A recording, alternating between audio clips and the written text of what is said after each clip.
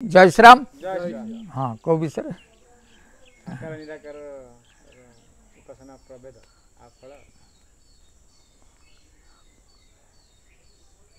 ये जो प्रश्न साकार निराकार हो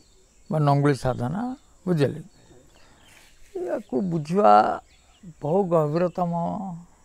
बहु गभीर गभीरतम कथार बुझी हुए जहाँ पचार तुम एक कथा भी पार्वती माँ शिव ठाकुर पचारे राम सो अयोध्यानुपति सुत सोई कि अज अगुण अलख गति कोई ये जो राम जे से दशरथ को जो देखा रूपधारी सी ना हौ जन किए अच्छे सी कही अति सुंदर कथा सगुण निर्गुण ना कछु भेदा सगुण निर्गुण भितर किसी भेद ना गाओ ही मुनि पुराण बुद्ध बेदा बुद्ध माने ज्ञानी माने वेद सब कही ये भर किसी तफात जो गुण रहित सगुण से कैसे ना जल हिम उपल अलग नहीं जैसे अर्थात से यही कथा कहते जे जमी गोटे पानी तार बरफ पुणी तार बाष्प अवस्था अच्छी से रकम आत्मार सब अवस्था अच्छी तेणु से केतल सगुण रूप से देखा दे पारे केतल निर्गुण बुझे एमती एमती विभिन्न रूप से जो अवस्था से देखिपर से अवस्थाटा कौटी देखा आगु तुम भितर तुम ताकू अनुभव करवा दरकार बहुत ठाकुर को जानवर जो उपाय जो बहुत पढ़ा द्वारा आम भितर जटिलता बहुत सृष्टि होती जे ठाकुर बहुत जटिलतार मिलती ये गोटे मानसिकता आम भितर आसी कारण आम बहुत पढ़ी बहुत जानी बुझे बहुत जाना भी आम गोटे बंधन गोटे जमीती देखो जदि आम कर्मयोग जदि मु करे कर्मयोग बुझे कौन बुझ ना कर्मयोग ना कर्मयोग आम अष्टांग योग भितर गले जे गोटे हूँ जम नियम आसन प्राणायाम प्रत्याहार ये 5 एटा शरीर द्वारा करा जाए ना ना जम हूँ कौन सत्य अहिंसा सत्य अस्त्र अपरिग्रह ब्रह्मचर्य एटा जो आम शरीर द्वारा आम करती ना आ किए कर दूसरी ये एगुड़ा सत्य को पालिबा अहिंसा आम निजे करुँ ना ना जो आम निजे कले ताले ये कर्तापण रहा ना ना रही मु करुँच आमर दरकार मुटा तो मुटा करुँच मु भी घर करुँच मु भी बाहा मु धन रोजगार करुँच सी भी मु कर्ता रूप से काम करुँच एटा कर्तापण रही ठीक है ठीक से रकम देखो जो जम नियम को आसो नियम है शौच संतोष तप स्वाध्याय ईश्वर प्रणिधान ये जो कथा शौच निजक अंतर शौच करवा कि जहाँ स्वाध्याय करवा माने भल बही पढ़ा कि निज शरीर को स्वाध्याय कर देखा आदि मंद अच्छी केते ये तो निजे करुँच जो से निजे करुँच तार भी कर्तापण रोच बुझे ना कर्तापण रही से करुँच कौन कर्तापणटा से निज कौन करुँच एथरे भी कर्तापण रहा आर व्याख्याटा आउ थे करवा जमनियम आसन आसन के आसन जे कर 84 आसन से कौन कि मुझे करुँच कर्तापण रहा प्राणायाम प्राणायाम जो करा सी भी कर्तापण रोच प्रत्याहार प्रत्याहार अर्थ मो भीतर यही खराब गुण को मुझे बाहर करी संकल्प माध्यम किए करुँच ताले ये शरीर भीतर जी क्रिया कराला अंतर्क्रिया हो बाह्य क्रिया हो करवा लोक अच्छी ना ना कर्तापण आ कर्तापण जो रहा से कौन है बंधन रहा ना ना कर्ता तो रहा ना ना हाँ तापर आसला धारणा ध्यान समाधि या शरीर भित्तिक रहा ना धारणा बोले मन को गोटे जगार कि समय धरी रखा से जो धरी रखा कि समय ताप मनर भी 5 प्रकार व्यवस्था अच्छी मूढ़ मन विक्षिप्त मन क्षिप्र मन एकाग्र मन निरोध मन तेणु जो यही जो मन को सब अतिक्रम करिपर से जाकि एकाग्र मन पहुँच ताले ताकू कौन कहुची ना धारणा आसीगला अल्प अल्प एकाग्र धारणा पुणी पूर्ण एकाग्र हो ध्यान तापर से निरोध मनर निरोध अवस्था को पलैला बा समाधि की पलैला मन ना कि निरोध अवस्था से जो निरोध अवस्था बा समाधि अवस्था से निज को भूलीगला छाड़ ठीक अच्छे से निजे मु भी आना समाधि रहीगला जो मु ना से समाधि रहीगला बा कर्ता ना से समाधि की गला किंतु जो समाधि आसला फिर कौटी आसला कौटी आस फिर मु धरला पुणी संसार अच्छी ना ना ताल से बंचो केमती समाधि जो जिनसा पाला सेटा परमानेंट कि से मुटा परमानेंट नुह किसी समय से जानला बा आहरी आहरी उपरू गले तो मुझे बाट रोचे से परमानेंट रोनी परमानेंट हो तो भल कथा किंतु से रिटर्न पर आउची कौटी संसार भितर जो आसला से स्वादटा जानी था किसी कथा ना से स्वादटा अनुभव रहा मोर ये शांति बा ये आनंद अच्छी किंतु से कौन सब समाधिस्थ हम फिर संसार भीतर चलो केम संसार पुणी संसार भीतर चलो ना ना कथाटा हो जदि ये संसार भीतर चलवा ताले संसार भीतर से शांतिटा कहीं खोजा ना पर ये तो ये रहा 70 वर्ष ना 80 वर्ष रही जे जिते दिन बंचु से तो शांति आनंद खोज ना खोजनी हाँ कहबार अर्थ हूँ जदि तुम्हें संसार भीतर रहीकि से आनंद शांतिटा को तुम्हें पाईगल ताहले तुमको परमानेंट आउटा मिल जाव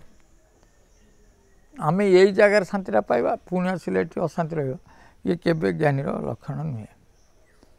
ज्ञान लक्षण एटा नुहे ज्ञान गोटे भिन्न कथा बुझे धर मु बुझाऊँ बर्तमान ये संसार एमती होगला भाई भौणी नहीं पलैला बुझे माँ पुअर रति है सी अमके अमके कथा है एक दुनिया कथार मुंड पुराउं किए लोक जो मैंने सब प्रवचन दौरान एमती एमती घटना घटुची ये विचार तुमको किए देला करने ये घटना घटुची तुम्हें कहीं संसार विचार कर एक विचार कौन कहुई तेणु ये विचार गुड़ा देखिए सी कौन हो दुखी हो सुखी हो आगु को कौन हम ना भगवान भी कही ना ये भी भविष्य कहूँ चेष्टा कले अच्छा भविष्य कहीकि ये दुखी हो सुखी हो कथा हो जे जो तुम देख ठाकुर कहते द्रष्टा कि देखुना ये घटनाटा घटुची तुम द्रष्टा हुआ देख कि तुम देह क्रिया न पड़ू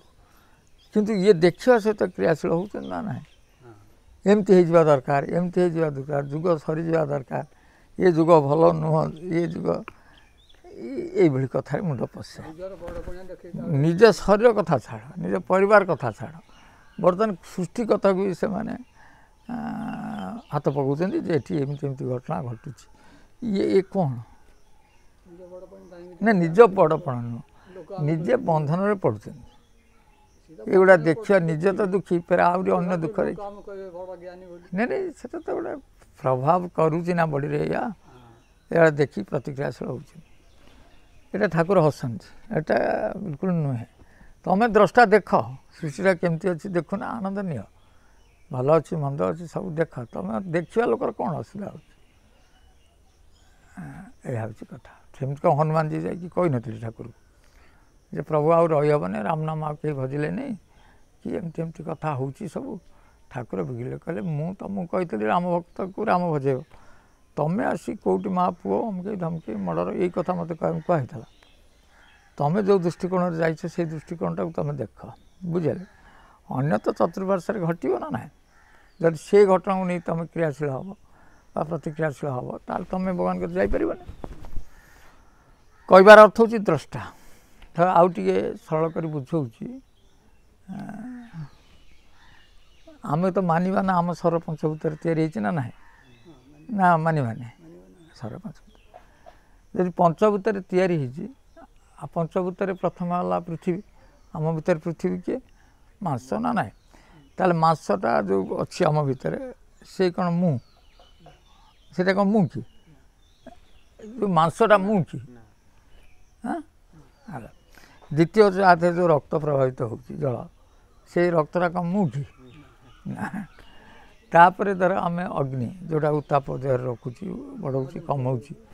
ଉତ୍ତାପ ସେ କ'ଣ ମୁଁ କି ପବନ ଯେଉଁ ପ୍ରାଣ ନେଉଛି ଆମକୁ ଦୋହଲଉଛି ବା ଚଲାଉଛି ଯେ ପବନ ସେ କ'ଣ ମୁଁ କି ତାପରେ ଆକାଶ ଯେଉଁ ଆକାଶ ଭିତରେ ପରିବ୍ୟାପ୍ତ ହେଇଛି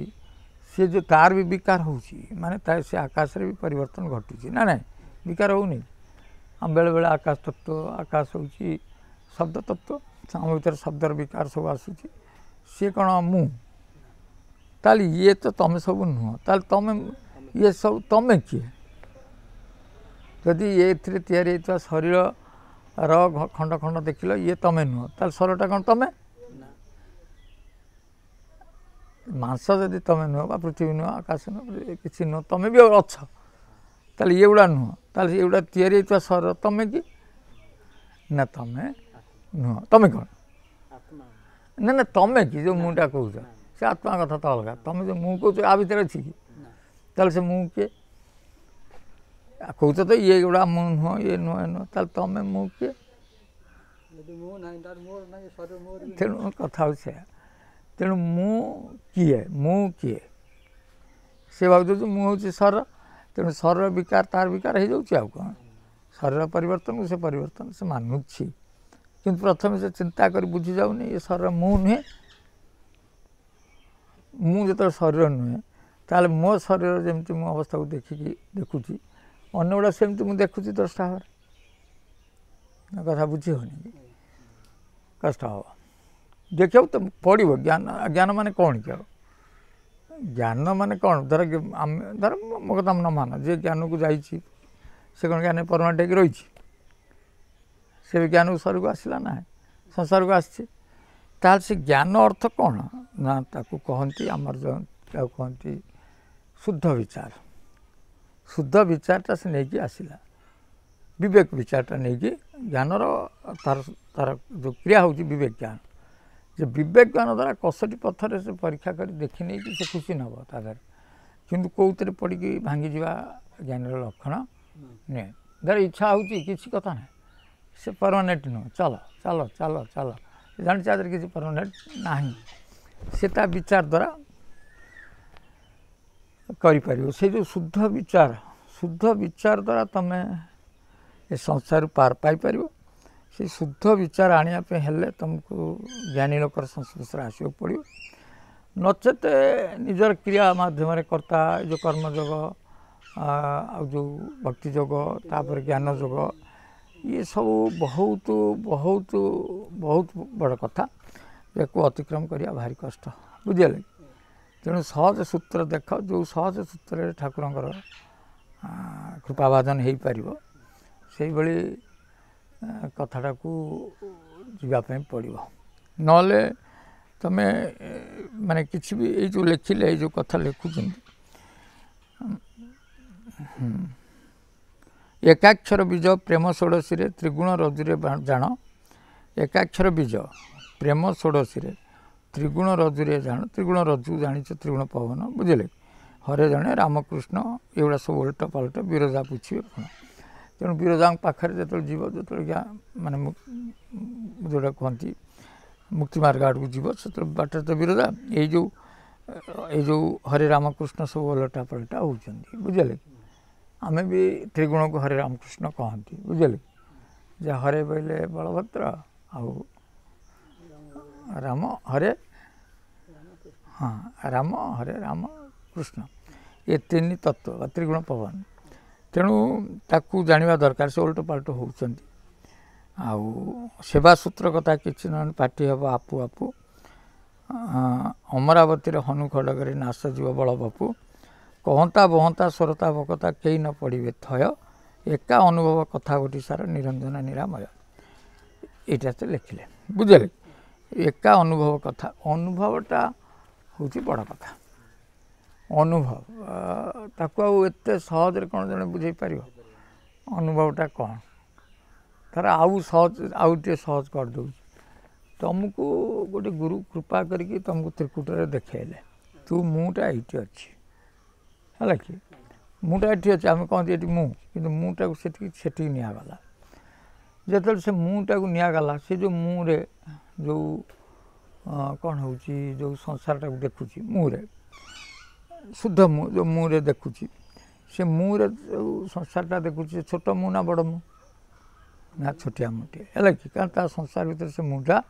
काम करते तुम आम देखा पंच आम जो पांचटा अक्षर कही ना अति सहज करदे जे यही पांचटा अक्षर पंच महाभूतर सूक्ष्मता तन्मात्राटा तमें ये बिंदु रखिकी चारिपटे यही वर्ण को देखा चेष्टा कर है कि देखा चेष्टा न कले तो केमती हम देखा चेष्टा कर से वर्ण को देखिले आस्ते आस्ते आस्ते से वर्ण सब पुणी देख पुणी तक लोप पाइज पाईगला जहाँ रहा सेटा हूँ आम जो मुटा रहा से जो मुटा सी सूक्ष्म मुह ना ना सी आउरी गोटे विराट मुह होगा ये तो शरीर को तो मुँह था ना से गोटे विराट मुँह है मुँह माने मो संसार ये ब्रह्मांड एमती एमती भाव पलि आसला कि तेणु ये छोट मुहर बड़ मुँह होगा तेणु बड़ मुँह जे से ईश्वर छोट मुँह है जीव तेणु ये जो दीटा मुँह ये भी रहिले